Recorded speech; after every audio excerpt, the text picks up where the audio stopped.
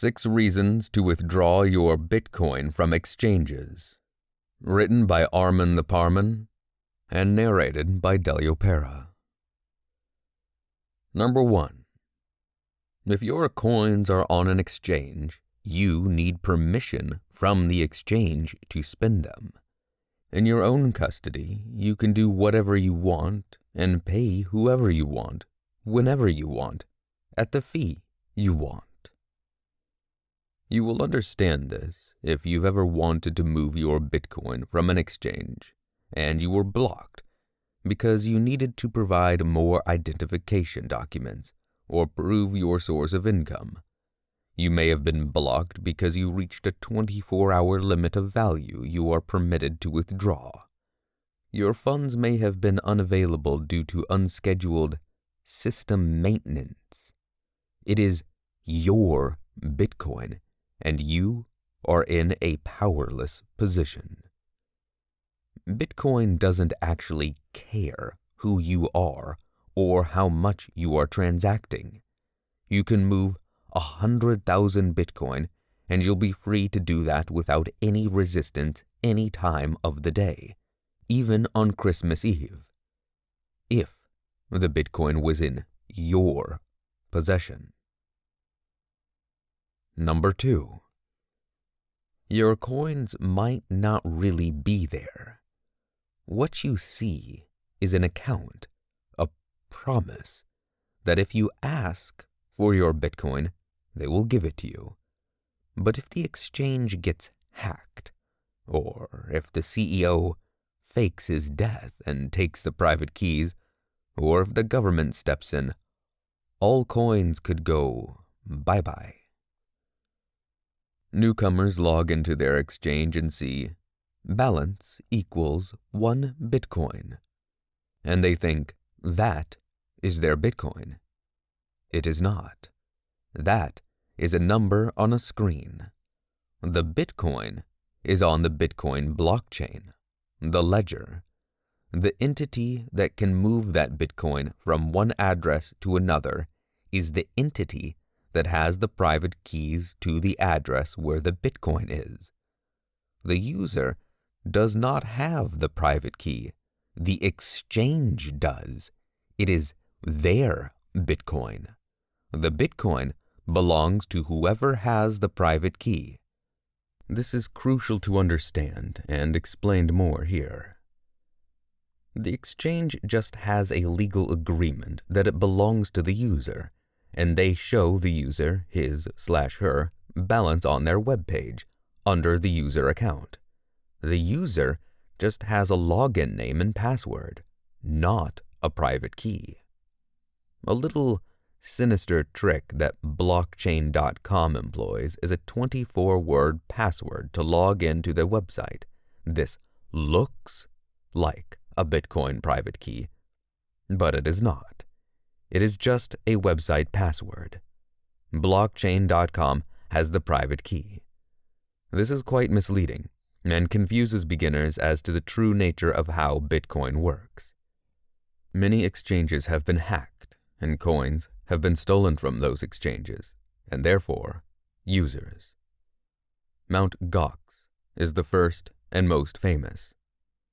Quadriga CX, a Canadian exchange, went bust after the CEO, the only person in the company with access to the private keys, allegedly, died while on a trip to India. Body not found, I recall. The users lost all their Bitcoin. Cryptopia, an exchange in New Zealand. They got hacked and users lost their funds. Binance. 30 million worth of Bitcoin was stolen, but Binance was wealthy enough to make their users whole. Embarrassingly, the CEO called for a rollback of the Bitcoin blockchain to recover lost funds, but was laughed out of town. Most recently, to my knowledge, the CEO of a Turkish exchange fled the country with 2 billion worth of Bitcoin. There have been many others that I have not even heard about. There is no way to tell if an exchange really got hacked or if it was an inside job from a rogue employee or ease. The bottom line is if they hold your Bitcoin, you are trusting them to act honestly and safely. You might not trust yourself with self-custody. That is understandable. It is your responsibility then to find a company you can trust or educate yourself to self-custody. Most early Bitcoiners will have a lot of Bitcoin, relatively speaking. They must step up and look after their coins.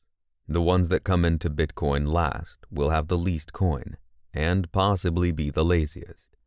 They can store small change on exchanges and it won't matter too much. But you are early. You must take responsibility. All the information is available online and free. Number 3. If coins are left on the exchange, they can engage in fractional reserve lending, inflating the supply of Bitcoin. If there is a mass withdrawal by the public, January 3, Proof of Keys Day, exchanges can and have gone bust because they don't have the coins that were promised. Coins go bye-bye. Fractional reserve is the fraudulent practice, common and legal in banking, for accepting a deposit and then lending it out. But the depositor is given the illusion that his/her money is still available. If 1 Bitcoin is deposited and then it is loaned out, the depositor should not have access, similar to a term deposit. This would be full reserve, or one-to-one banking. If the depositor requests their funds, then what is given is another depositor's funds instead, and no one is hurt. But if many people want their funds at once, then the obligations cannot be fulfilled. This practice not only inflates the supply of money, but is a systemic risk. By withdrawing your coins, you eliminate the risk to you of a Bitcoin bank run. Trace Mayer, a once-loved Bitcoiner who popularized the notion of network effects of Bitcoin, now fallen from grace for pushing a scam coin, started Proof of Keys Day on the anniversary of the first Bitcoin block, January 3rd. It started a movement where Bitcoin users celebrate by withdrawing all their coins from exchanges all at the same time, putting stress on the system to keep them honest. One exchange fell to this. I forgot which. Number 4. One day, governments may outlaw withdrawals to private wallets, and your coins will be stuck and not valuable. The real Bitcoin economy, the 15 million coins outside exchanges, will be part of the peer-to-peer market, and coins inside exchanges will be useless. I am fully expecting governments to make it extremely difficult or outright ban coins from leaving exchanges into private wallets. We will fight back, no doubt, and the effort by governments will be futile. Most of the Bitcoins are not on exchanges. Most have been mined. My estimate is about 2 million coins of the 18.5 million mined are on exchanges. Bitcoin's future is a peer-to-peer money, with most payments made by Lightning. Coins on an exchange cannot serve this function. Exchange coins will always have a middleman that you will require permission from to make payments. Coins stuck on the exchange due to laws cannot be used as Bitcoin is intended, and they will be less valuable. If I am to offer a service and charge a Bitcoin, I will only accept real Bitcoin to my private wallet. I would not take payment with trapped Bitcoin from an exchange to my own exchange wallet, and I will not be alone. Therefore, there will emerge a price difference between the two types of Bitcoins.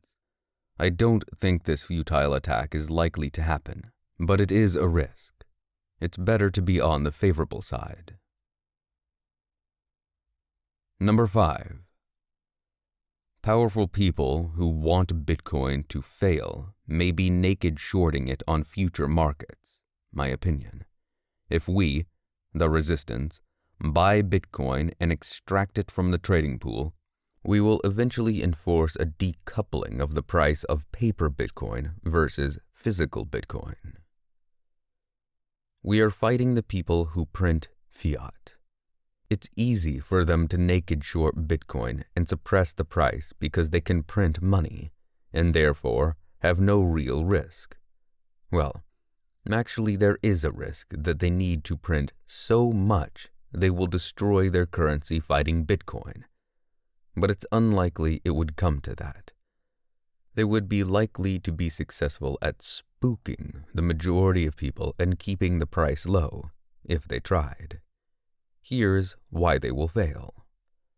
There is an army of Bitcoiners, true believers, who are regularly buying Bitcoin and withdrawing coins from exchanges. Most of the coins are off exchanges already.